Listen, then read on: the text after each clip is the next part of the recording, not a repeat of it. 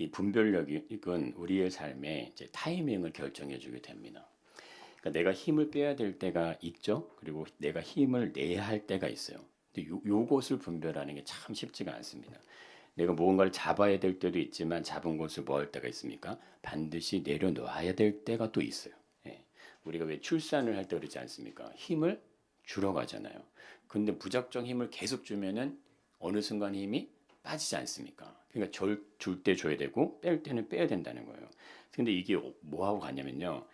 우리가 출산할 때 왜 힘을 주고 빼고 이게 생명이 태어나는 그 과정에서 그거 들어가잖아요. 그러니까 이 힘의 원리는요. 이게 생명의 원리와도 같다 이겁니다. 우리의 인생의 지혜는 내 힘으로 가능한 영역이 무엇이고 가능하지 않은 영역이 뭐냐. 요거를 잘 이해하는 거. 그래서 힘을 뺄 땐 힘을 빼는 거고 힘을 넣을 때는 반드시 힘을 넣으셔야 되는 거예요. 예. 이 마라톤 선수들도 어떻게 달립니까? 그냥 계속해서 똑같은 힘으로 달리지 않고 달리면서 힘을 비축합니다. 비축했다가 그 오르막길이나 아니면 결승점에 자기가 중요하다고 생각하는 지점에 가서 거기서 힘을 쏟아요. 수영선수도 그런 거예요. 수영선수도 이렇게 하잖아요. 1500m를 하든 100m는 뭐 전력질도 가겠지만 어느 순간에 힘을 뭐 언제 해야 될지 알고 뛰는 겁니다. 우리 왜 손흥민과 유현진 같은 선수들 그렇잖아요. 손흥민은 스프린터를 많이 하지 않습니까? 자기가 알아요. 그래서 그 동료 국대 동료들에게 야 힘을 너무 한쪽에 물지 마. 힘을 아꼈다가 자기가 뛰어야 될 자기가 수술 넣어야 될 그 타이밍 포착을 한다는 거예요. 근데 이걸 누가 한다? 유현진 선수도 그렇게 한다는 거예요. 공을 던질 때 자기가 있는 힘으로 던져야 될지 힘을 비축하며 던져야 될지 알고 그걸 한다는 거예요. 그러니까 세계적인 반열의 선수에 올라가는 거죠. 이게 근데 인생의 지혜도 그런다는 거예요. 우리들이 인생의 삶의 이유들은 우리가 어떻게 하냐면 대부분은 다 어떻게 합니까? 붙잡고 가죠. 잡으려고 놓지 않으려고 그래요. 근데 분명히 이거를 놓아야 될 타이밍이 온단 말이에요. 무엇인가를 내가 내려놔야 될 타이밍. 그것을 선택해야 할 순간이 오는데 그럼 이게 왜 오냐 했을 때 이게 중요합니다. 왜 와요? 좋아지려고 오는 거예요. 더 잘 되기 위해서 이걸 내려놓을 타이밍이 우리에게 오는 거지 반대가 아닙니다. 이거 내려놓으면 뭔가 안 될 것 같고 뭔가 문제가 생겨 이러면 우리가 붙잡게 된다는 거. 근데 이걸 놓으면 더 좋아지고 더 잘 되는 길로 갈 수 있다 이겁니다. 예, 내 생각과 기준과 경험이 아무리 맞아도 이거 내려놔야 되면은 그거를 내려놓을 타이밍 놓치지 않고 놓는 거예요. 근데 이게 굉장한 지혜다. 이것이 분별력이다 이거죠. 분별력이라는 것은 무엇을 어떻게 결정하고 선택할 것인가. 근데 이게 뭐냐면 옳은 방향으로 가는 거란 말이에요. 옳은 방향에 대한 선택과 옳은 방향에 대한 결정이 있을 때는 내가 지고 있는 걸 이거 뭐요? 내려놔야죠. 왜? 내가 옳은 방향으로 가기 위해서. 근데 그쪽으로 가면 더 잘 된다 이거예요. 더 잘 풀려진다 이거죠. 왜? 그 방향이 옳기 때문에. 그것이 우리의 인생의 분별력 요지인지 믿습니다. 오른쪽에 대한 선택은요. 지금의 현실의 삶보다 더 좋은 쪽으로 저 달되는 방향으로 흘러가는 물줄기와 같은 거예요. 그 물줄기로 흘러가게 하기 위해서 그걸 타고 간다 생각하시면 됩니다. 그런데 분별력을 가져야 될 우리 인생인데 여기에 우리는 뭘 가지고 있어요? 우리는 믿음의 물줄기가 있지 않습니까? 그 우리 인생에 많은 사람들이 살아가는 삶에 우리는 뭐가 더 있다? 우리 믿음이라는 물줄기가 더 있다니까요. 상상할 수 없는 물질이에요. 그럼 우리가 믿음의 물질을 타고 간다는 건 지금보다 오늘보다 더 좋아지는 쪽으로 갈 수밖에 없는 줄 믿습니다. 그거를 강하게 선포하셔야 돼요. 오늘보다 내일, 내일보다 나는 모레의 삶이 더 영광스럽고 더 찬란할 것이다. 왜 그럽니까? 주님께 가까이 가시지 않습니까? 우리가 주님의 나라를 향해서 더 가까이 가지는 거 아니에요. 아, 내가 조금만 더 달리면 꼬린점에 도착하고 주님을 만날 수 있네? 그러면 우리 마음의 기쁨과 감사가 더 많이 올라오는 것이 맞는 거예요. 근데 그것과 함께 지금보다 더 좋은 방향으로 주님이 우리를 이끌어 가실 줄 믿습니다. 예, 그 고백에 대한 신뢰가 있으셔야 돼요. 아, 내가 하나님을 잘 섬기는 게 결국 내 인생에 잘 되게 하기 위해서구나. 결국 내 인생의 방향이 지금보다 더 좋아지게 하시기 위해서 나를 기도하게 하시고 말씀으로 인도하시고 하나님 앞에 인도하는구나. 그것이 맞는 겁니다. 맞는 것을 맞다고 할 때 하나님의 기적이 열릴지 믿습니다. 그런데 이것이 무엇과 연결이 되냐면 내 인생의 영역에서 발생하는 두 가지 통제 가능한 영역과 통제가 불가능한 영역이 함께 연결이 돼 있다 이거예요. 만약 통제가 불가능한 영역을 내 힘으로 계속 노력해서 이걸 해결하려고 하면은 결과가 나을 거야 안 나을 거예요? 안 나옵니다. 자, 이게 굉장히 중요한 거예요. 이 영역은 분명 내가 할 수 없는 영역이에요. 근데 인생이 어떻습니까? 살다 보면은 두렵잖아요. 염려해서 걱정스럽잖아요. 그럼 이걸 내가 다 해결하려고 그래. 그런데 그것에 대한 결과는 올 수가 없다 이거죠. 근데 반대로 통제가 가능해. 내 힘으로 가능할 수 있는 영역인데 힘을 기울이지 않아요. 힘을 내야 되는 상황에서 최선의 노력을 하지 않습니다. 그러면 좋은 결과가 나를 떠나게 됩니다. 나에게 오지 않는다. 그것이 나를 떠나게 돼요. 자, 이것은 분별력이 우리 인생에 전체적으로 주는 물질하고 같습니다. 그래서 어느 분은 그러시더라고요. 내 동생은요, 뭐를 해도 돈이 모여. 예? 뭐를 해도 돈이 되고, 뭘 해도 돈이 되고. 그 물질기를 잘 타고 가면 그런 거예요. 우리가 예를 들어서 어디다 투자를 하는데 수익을 얻으려고 투자하시지, 잃으려고 투자합니까? 근데 잘 되는 사람은 뭐를 해도 돈이 붙고 뭐를 해도 오잖아요. 그런데 그게 그 사람이 가지는 특별함이 아니고 그런 감각과 센스가 그냥 있는 거예요. 똑같은 거 우리의 삶의 모든 부분이 한 번뿐인 인생에서 이 부분이 굉장히 중요할 수밖에 없다는 거죠. 실패를 위해서 누가 사업을 하고 직장을 하고 공부를 하고 막 열심히 합니까? 실패할 걸 알면. 그 아까 말씀드렸던 운전기사 그분이 그렇게 내 인생이 끝날 걸 알면 만약에 오늘 운전하다 이렇게 해서 당신의 인생이 끝나십니다는 걸 알면은 저희는 그분의 인생을 모르지만 아마 전혀 다른 인생을 살아가지 않으실까요? 내 인생이 만약에 끝난다면 나오지 않을 결과에 누가 시간과 열정과 그걸 쏟아붓냐고요. 근데 우리는 그것을 잘 모르니까 이게 뭔지를 잘 분별하지 안 되니까 보여지지 않으니까 어떻게 합니까? 가지 말아야 될 때 힘을 쏟지 말아야 될 힘을 쏟고 그 길을 간다 이거죠. 마땅히 힘을 쏟고 노력해야 된 부분에서는 소홀히 하고 반대 부분에 우리가 열심과 열정을 쏟아붓게 되면 인생은 어떻게 돼요? 물질기가 거꾸로 가는 겁니다. 우리는 온전한 은혜의 물질기를 타고 가시길 축복합니다. 예, 이게 너무 중요한 거죠. 무엇을 따라가는 것이 인생의 삶의 진정한 행복과 그 어떤 만족을 결정하냐. 이건요 너무 중요할 수밖에 없어요. 우리는 삶을 사셔야 되고 우리가 육신의 삶의 이 세상에서 열심히 일을 하고 경제활동을 하셔야 되기 때문에 이 질문을 우리가 반드시 한번 던져봐야 됩니다. 행복을 위해서 돈을 버는 거지 불행을 위해서 수고하고 애쓰시는 게 아니지 않습니까? 내가 잘 되기 위해서 내 자녀를 키운 거지 내 자녀가 잘 못되기 위해서 자녀를 키우지는 않는다 이거예요. 그래서 너무나 중요한 질문일 수밖에 없는 겁니다. 일반적으로 사람들이 실수할 수밖에 없는 부분은 분별력에 대한 인생의 지혜가 잘 이해되지 않는 거예요. 그러니까 뭐가 맞고 틀리고 내가 어떤 걸 잡고 놔야 되는지가 분별되지 않기 때문에 역으로 계속 선택하는 방향이 나타난다는 겁니다. 그래서 불가능의 영역을 내 힘으로 어떻게 해결하려고 그래요. 이걸 어떻게든 내가 막 해결해봐요. 근데 그런 그릇을 어떻게 합니까? 통제 불가능의 영역에 힘을 쏟으면요. 뭐가 찾아옵니까? 두려움이 와요. 이게 참 묘한 겁니다. 우리가요. 강하게 두려움이 몰려오고 염려와 근심과 걱정이 커지는 건 내가 할 수 없는 영역에 대한 도전을 계속 하면은 그게 역으로 온다니까요. 예. 마치 뭐요? 늪에 빠져서 헤매는 거하고 똑같아요. 내가 만약에 이 늪에 빠졌어요. 그럼 어떻게 힘을 어떻게 해야 됩니까? 쓰면 안 돼요. 힘을 쓰면 어떻게 돼요? 더 빨려 들어갑니다. 내가 늪에 빠져 있어 힘을 쓰면 더 빨려 들어가는 거예요. 그때는 뭐 힘을 빼야 되는 거예요. 그리고 어떻게 해야 돼요? 누군가가 나를 도와야 돼요. 누군가가 나를 와서 거기서 꺼내줘야 되는 거지 나 혼자는 못 나오는 겁니다. 그래서 이 부분은 뭡니까? 인생에 대한 의미를 가지고 있다고요. 인생은 뭐예요? 우리의 삶에 불가능의 영역이 있다는 건 뭘 의미할까요? 인생은 반드시 나를 돕는 자가 있어야 되는 줄 믿습니다. 반드시 누군가가 나를 도와야 하는 거예요. 지금 인생을 이렇게 살아오시면서 내가 내 인생 다 사신 것처럼 보일지 모르지만 천만이 그러지 않습니다. 그렇게 될 수가 없는 거예요. 인생은 절대 나 혼자 지금의 자리에 올 수가 없는 겁니다. 반드시 누군가는 나를 도와야지만 내가 이 자리에 있는 거고요. 지금 내가 이렇게 있을 수 있는 거예요. 우리에게 인생의 이 통제 불가능의 영역이 존재한다는 게 그런 의미인 겁니다. 하나님이 우리 인생에게 가능할 수 힘으로 노력으로 가능할 수 있는 영역도 주셨는데 그렇지 않은 영역을 줬다는 건 누군가가 나를 도와야 돼요. 누군가가. 반드시 나를 도와야 됩니다. 근데 그 누군가에 대한 부분을 잠언이 어떻게 설명을 하고 있습니까? 이것을 이렇게 얘기하죠. 한번 읽어보겠습니다. 여호와를 경외하는 것이 지혜와 근본이요 고루가 이를 아는 것이 명철이다. 이 한 문장이요 굉장한 의미의 선포를 하시는 거예요. 뭐의 근본이라고요? 지혜라는 걸 얘기한다는 겁니다. 여러분 앞에 있는 거를 한번 생각하지 마시고 뭐만 보세요. 지혜. 근본이라는 건 시작이고 기초라는 의미예요.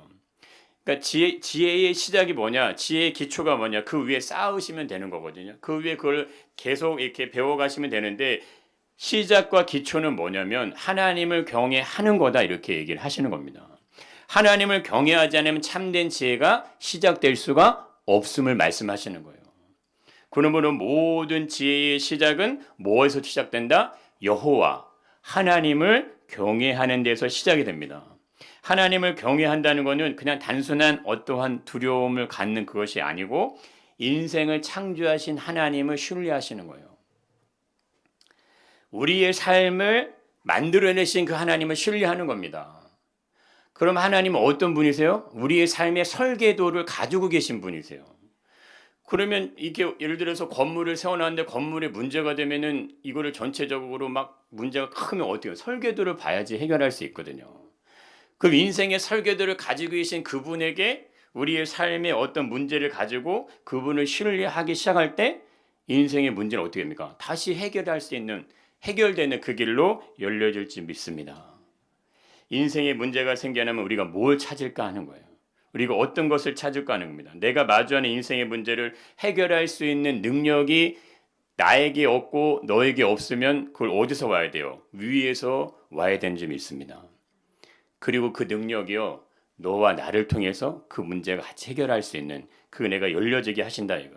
그래서 1장 7절에는 이렇게 얘기하시죠. 읽어보겠습니다. 여호와를 경외하는 것이 지식의 근본이오늘 미련한 자는 지혜와 훈계를 뭐합니까? 자, 이게 너무 중요한 거예요. 누구는 어떤 사람들은 경외함으로 인생을 승리의 길로 열어가는데 어떤 사람들은 뭐 한다는 거야? 멸시를 한다는 거예요. 그거 없이도 얼마든지 인생을 잘 살 수 있습니다. 이렇게 얘기하고 간다는 거예요. 그러나 살면 반드시 뭐가 있다? 통제 불가능의 영역이 있다. 이거를 인지하지 않고 이걸 생각하지 않으면 인생 어떻게 합니까? 나를 중심해서 갑니다. 내 주위에 소중하고 귀한 사람들이 아무리 많아도 그 사람들 다 잃어버려요. 다 떨어져 나가게 해요. 그리고 실질적으로 나에게 힘이 되고 도움이 되고 능력이 될 만한 사람들만 옆에 둡니다. 그런데 그 사람들도 뭐예요? 다 계산으로 내 옆에 있는 거예요. 대통령이 마지막 자기 임기 끝에 가면은 아무도 안 남는다 하잖아요. 권력이라는 게 얼마나 무서운 건지 아마 다 아실 거예요. 권력이라는 건 힘이 있을 때 힘인 거지 힘이 빠지면 힘이 아닌 거예요. 근데 인생의 삶에 우리의 삶에 내 삶에 통제 불가능한 영역이 있다는 걸 인정하지 않게 되면요 어떻게 됩니까? 나를 중심으로 모든 힘이 모아집니다. 내가 강해야 돼, 내가 잘 살아야 돼, 내가 돈이 많아야 돼, 내 자녀가 잘 돼야 돼, 내 식구들이 잘 돼야 돼, 내 남편이 잘 여기만 보고 가시는 거예요. 그런데 인생은 그렇게 가면 뭐에 걸린다? 외통수에 걸린다. 통제 불가능한 영역에 딱 찾아오면 뭐가 온다? 두려움이 온다 이거예요. 염려와 근심과 걱정이 우리의 삶을 하염없이 침투해 들어올 때 막아설 수가 없어 이겨낼 수가 없다 이겁니다. 그런데 그런 사람들이 특징이 뭐다? 지혜를 뭐 하는 거예요? 훈계를 멸시한다 이거예요. 이걸 왜 멸시합니까? 나에게 주시는 이유는 뭐예요? 더 잘되게 하시기 위해서. 아멘.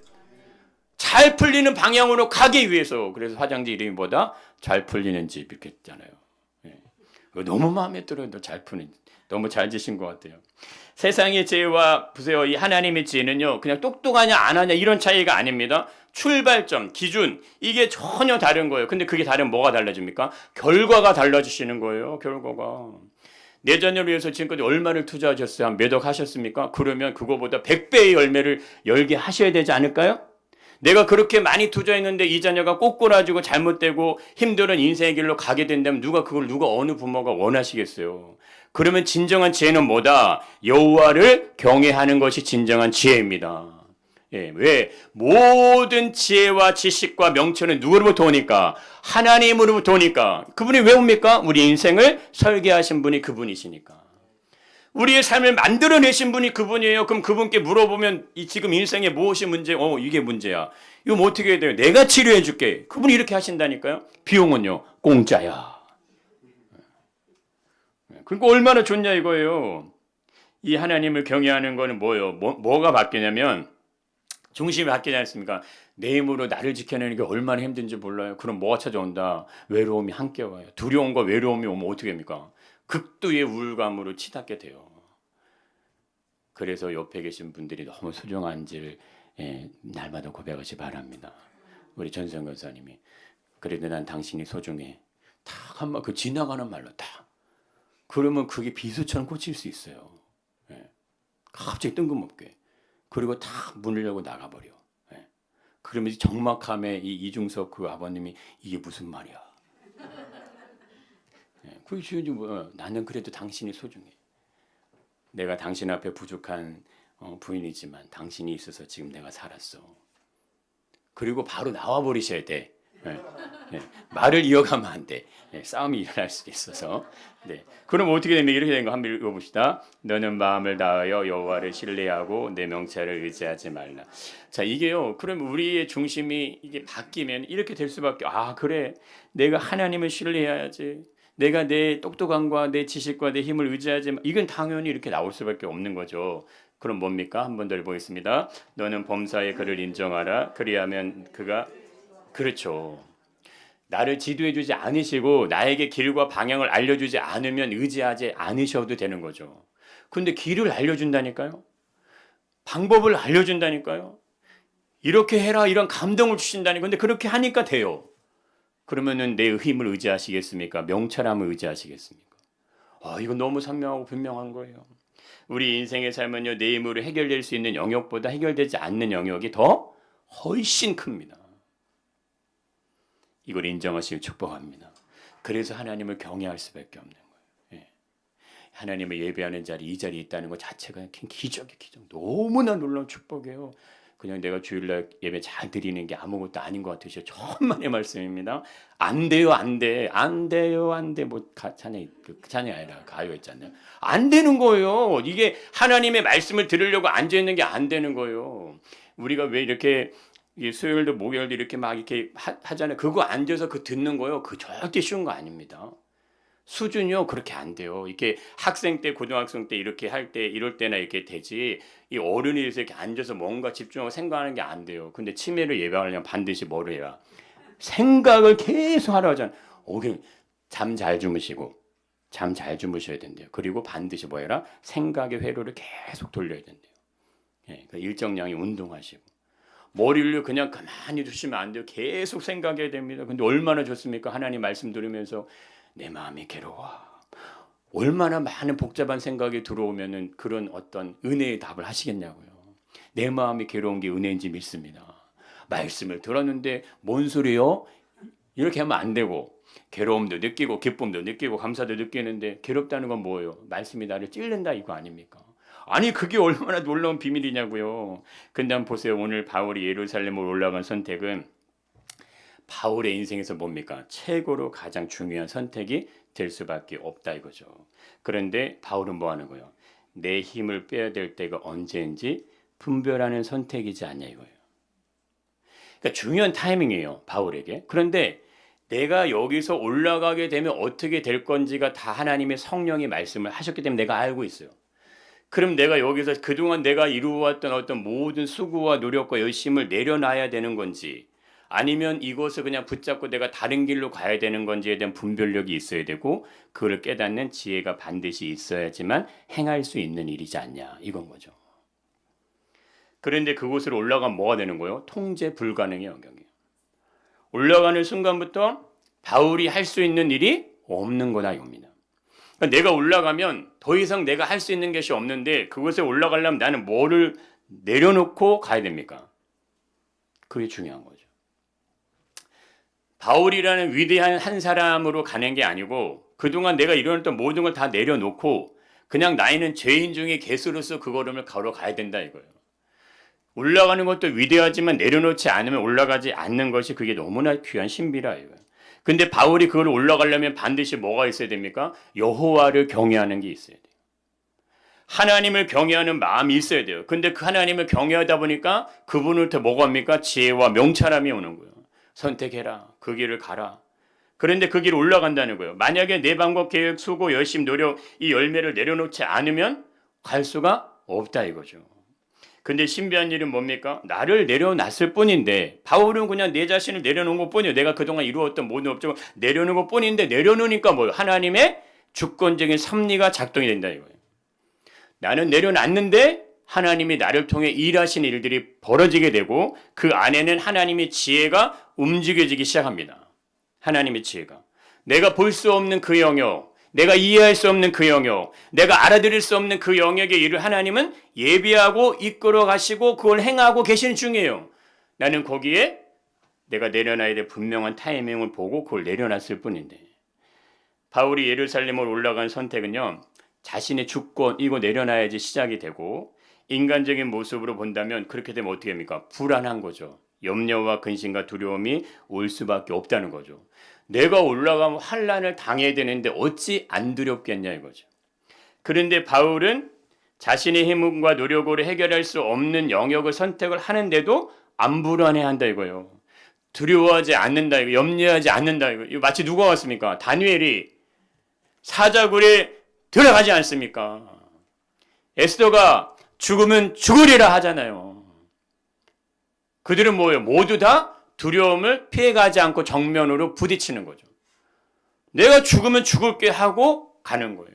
삼손이 뭐라고 그래요? 내가 그들과 함께 죽겠습니다. 그러니까 힘이 생겨서 기둥을 무너뜨려서 다 죽이는 거 아닙니까? 근데 이것이 어떻게 가능하냐? 이게 바로 우리가 그 타이밍 분별력이 결국 이것을 내려놓을 때 역으로 뭐예요? 주님의 주권이 일하시기 시작하십니다. 인생의 모든 신비는요 그렇게 돌아가는지 믿습니다. 자녀에 대한 주권 내려놓으세요. 내려놓으셔야 돼요. 돈, 경제력, 건강 모든 건 다 내려놓으셔야 돼요. 왜? 내려놔야지만 누가 일하세요? 주님이 일하시는 거예요. 주님이. 내가 붙잡고 이렇게 있는 가운데 아무리 기도를 하고 하나님을 잘 섬기려고 하더라도 뭐까지만 와요. 내려오는 수준까지만 채워지게 돼 있어요. 믿음의 분량은 그런 겁니다. 내가 하나님 앞에 내려놓고 하나님을 경외하고 신뢰하는 분량만큼만 하나님에 대한 믿음이 생겨나게 돼 있는 거예요. 내가 붙잡고 있는 유언을 절대 안 내려놓을 거지 이러면은 그 부분은 은혜가 채워지지가 않는 거예요. 왜? 내 힘이 작동하고 있다니까요. 내 능력이 거기서 작동이 되고 있기 때문에 주님의 능력이 부어줘야 되지 부어질 수가 없다 이겁니다. 내 힘이 빠지면 우리 이렇게 생각하잖아. 내가 약해지는 거 아니야? 아니 그게 아닌 거예요. 내 힘이 빠지면 누구 힘이 강해집니까? 하나님의 지혜가 강해질 줄 믿습니다. 자, 이것이 믿음의 천적인 신비예요. 이러한 선택은 이게 보세요. 통제 불가능의 영역과 통제 가능의 영역은 바울은 뭐냐면 이거를 잘 분별하고 있죠.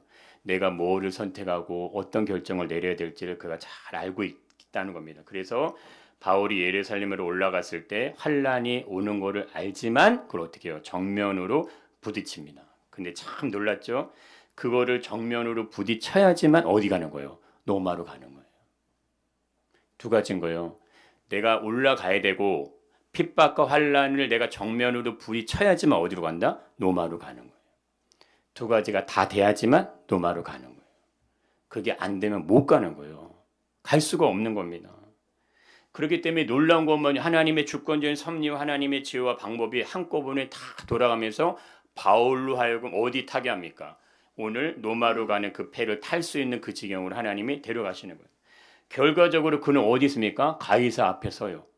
황제 앞에 서서 뭐를 전할까요? 복음을 전합니다.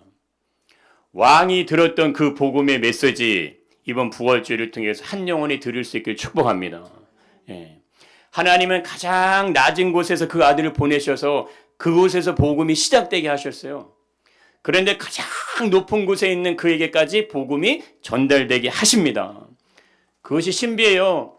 가장 낮은 곳에서 복음이 시작됐는데 가장 위대하고 높은 세상의 권력 앞에 복음이 전해질 때 그건 뭡니까? 이 세상의 높낮이와 상관없이 가난한 자 부한 자 상관없이 능력에 상관없이 모든 자에게 복음이 전해지는데 그 복음을 듣고 예수가 진정한 왕이십니다. 고백할 수 있는 그들을 하나님은 영원한 생명의 자리로 옮기실 줄 믿습니다. 예수 그리스도가 누군지를 인정하는 그들에게 하나님은 영생의 생명의 면류관을 주시는 거고 십자가의 구원의 은혜를 그들에게 베풀어 주시는 거지. 이 땅에 얼마나 부한 자가 많고 똑똑한 자가 많으면 실력과 능력이 출중한 자가 얼마나 많습니까? 돈 많은 사람 많아요. 여기 돈 많은 사람 죽여도 못 계세요. 많습니다. 예. 하나님이 돈 많은 사람 찾았다면은 정말 그들을 가서 그들에게 복음이 전해지죠. 하나님이 능력 있는 사람 찾아 그들에게 가시겠죠. 그런데 왜 가장 낮고 낮은 말구 위에 예수님이 태어나서 그 복음의 메시지 가장 위에 있는 로마 황제 가이사에게 그 복음이 전해지게 합니까? 근데 그가 그 복음을 들었을까요? 그가 알았을까요? 그걸 깨닫고 믿음으로 고백했을까요? 근데 바울이 왜 그곳에 가야 됩니까? 듣지 않고 돌아오지 않고 회개하지 않는 그 왕에게 왜 바울이 복음을 전해야 되겠냐 이거죠. 그곳에 복음의 신비가 심겨져 있습니다. 세상 모든 만민이 땅끝까지 이르러 내 증인이 되는 말씀 안에 있는 거예요. 복음이 편만하게 모든 세대 안에 전해지기를 하나님이 원하시는 그 이유가 있는 겁니다. 들어야 선택을 하는 거 아닙니까? 그것이 분명하게 선포돼야 그들이 변명할 수가 없는 거예요. 로마 황제에게도 전해졌던 그 복음이요 천하 만민으로 뻗어나갑니다. 그것을 바울의 그 한 번의 선택이 중요한 결정이요 그것을 이루는 거예요. 예수 그리스도의 복음이요 하늘로부터 땅에 내려왔는데 땅 위에 모든 만민에게 평등하게 복음이 선포된다 이거예요. 가난한 자 부한 자 상관없이 왕이든 천민이든 상관없이 누구나 다 예수 그리스도 이름 앞에 무릎 꿇어야 될지 믿습니다. 그들만이 사는 거요. 그들에게만 영원한 생명이 있는 겁니다. 그들에게만 하나님의 능력이 부여되는지 믿습니다. 여러분 이 신비를요 마음에 새기셔야 돼요. 그런데 더 놀라운 것이 있습니다. 그게 뭐예요? 이 하나님과 주권의 섭리의 방법은 인간의 계산과 방법을 넘어서서 운행이 되시는데 그걸 보여주는 중요한 장면이 오늘 나옵니다. 한번 읽어보겠습니다. 우리가 배를 타고 이달리아에 가기로 작정되매 다르데스 몇 사람을 아우구스의 백부장 율리온의 사람에 맡기니 이달리아는 이탈리아입니다. 로마입니다. 로마로 가기가 작정돼 있죠. 근데 제수가 바울 위에도 제수가 또 있다는 거예요. 또 있다는 거죠. 이들이 백부장 율리오라는 사람에게 맡겨집니다. 그러니까 이 사람들이 군대를 데리고 이 제수들을 끌고 갑니다. 자, 그런데 2절에 한번 읽어보겠습니다. 아시아 해변 각처로 가려 하는 아드라무떼누 배에 우리가 올라 항해할세 마게도냐 데살로니가 사람 아리스도고도 함께하니라. 자, 이 정말 신비한 게 이 지금 누가 나와요? 아리스다고가 나와요. 아리스다고. 지금 바울이 제수의 몸으로 끌려가는데 그 배에 누가 타고 있냐면은 아리스다고가 타고 있습니다. 이가 누구예요? 바울의 동역자예요. 배를 타고 가는데 바울만 가는 게 아니고 바울을 옆에서 도왔던 동역자가 함께 갑니다. 근데 이 아리스다고만 있는 게 아니라 또 한 명 누가 있어요? 누가가 있어요. 오늘 사도행전을 기록한 누가 3명이 함께 이 배를 탑니다. 한번 생각해 보세요. 제수의 몸으로 압송되어 가는데 그 길을 누가 따라가겠냐 이거예요. 오늘날 같은 시대가 아니라니까요. 통신이 있고 뭐 교통편이 있는 그런 시대가 아니에요. 한번 끌려가면 살아 돌아올지 모를지 몰라요. 그런데 그 배에 같이 올라서 로마까지 간다 이겁니다. 하나님께 드려진 이 삶의 선택은요. 우리 눈으로 볼 때는 다르지 않을지 몰라요. 그냥 그런가 보다 할지 몰라요. 그러나 뭐예요? 특별한 섭리가 작동이 되고 있습니다. 바울이 예루살렘으로 올라가는 선택은 뭐냐면 자기 자신을 위한 게 아니죠.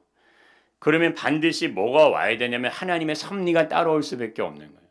근데 이걸 역으로 생각해 보세요. 나의 유익을 위한 선택은요. 하나님의 섭리는 따라오지가 않는 겁니다.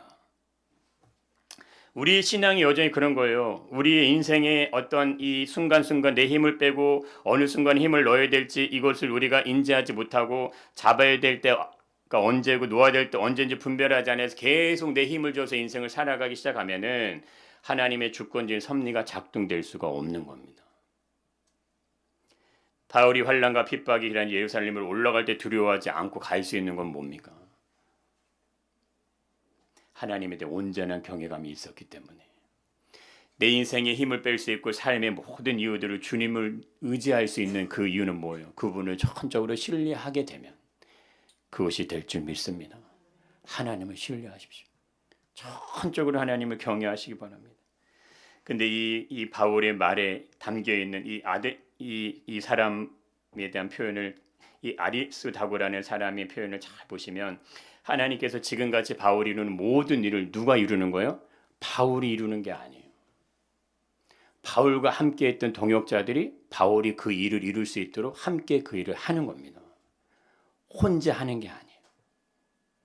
누가가 그 일을 도왔고 지금 이 아리스다고가 그 일을 돕는다 이겁니다.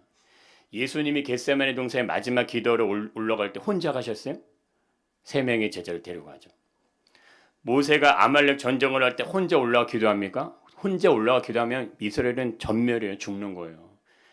힘이 빠져서 팔이 내려오매 아론과 홀이 받쳐서 울리지 않습니까? 그럼 모세가 기도하지 않으면 여호수아는 죽는 거예요.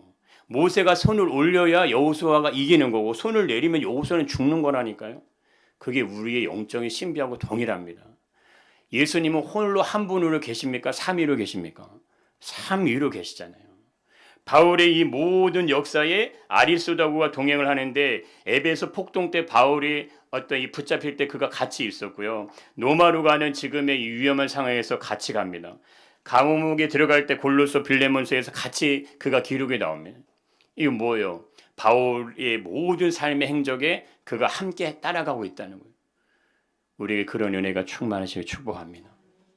신앙생활도 우리의 믿음의 걸음도 우리의 모든 지경 안에 나 홀로가 아니에요. 누군가가 나를 위해 기도해야 되고 누군가가 나에게 힘을 줘야 되고 누군가가 나를 지켜주는 버팀목이 있어야 되는 거예요.